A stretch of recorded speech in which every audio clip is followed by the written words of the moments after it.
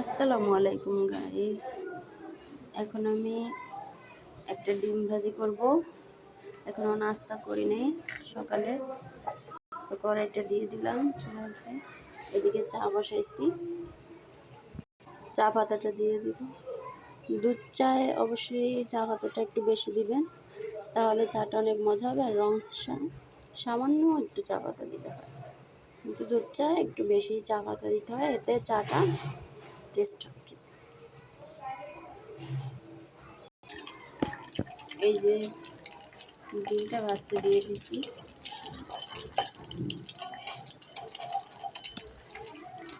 এদিকে দেখো উনি কি করতেছেন। আপনি কি করেন? আমি এখন চাটা বানিয়ে ফেলবো। আমি চাতে বেশি চিনি খাই না, এছাড়া চিনি শরীরের পক্ষে ক্ষতিকর। আমি 1 চামচ এরকম চিনি খাই, অতিরিক্ত চিনি খাই না। এই তো চাটা বানিয়ে ফেললাম। সকালবেলা না খেলে ভালোই লাগে না, এটা আমার অভ্যাসে পরিণত হয়েছে। কে আমার মতো আছে যে চা ভালোবাসে।